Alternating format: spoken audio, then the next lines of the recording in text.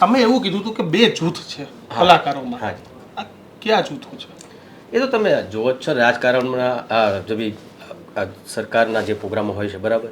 મેં કીધું સરકારને ખબર પણ નહીં હોતી કે કેમ કે સરકાર ભાઈ આપણા સાહેબ છે ભૂપેન્દ્રભાઈ સાહેબ બરાબર.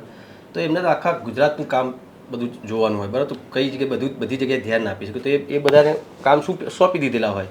તો એ રીતે એ કલાકારોનું કામ સોંપી દીધેલું હોય છે કે ભાઈ આ લોકો કરશે. તો એ લોકોના અંદર મનગમતા કલાકારો હોય એ લોકોને બોલાવે છે. એ ચોખ્ખી વસ્તુ છે ને. એમને ગમવા કરતા પબ્લિકને કયા કલાકારો ગમે છે એ પ્રમાણેના હોવા જોઈએ કાર્યક્રમ. એવા હોય છે ને કે ભાઈ મહેસાણામાં કાર્યક્રમ છે તો અહીંયા કોણ ચાલે, ના સાચી વાત ને. બનાસકાંઠામાં કાર્યક્રમ છે તો કોણ ચાલે. જે કલાકારો બોલાવે છે એ પબ્લિકને ગમે છે. પબ્લિકના થ્રુ એના દ્વારા જ આવેલા છે. પબ્લિકની ચોઈસ જ છે, એમાં કોઈ સવાલ જ નહીં. પણ એક લિમિટેડ એ લોકોના કલાકારો ફિક્સ થઈ ગયા છે એમ. તમે જેમ કીધું ઉત્તર ગુજરાતમાં તો ઉત્તર ગુજરાતના કલાકારને તમે બોલાવો ને, સૌરાષ્ટ્રના તો સૌરાષ્ટ્રના કલાકારને બોલાવો.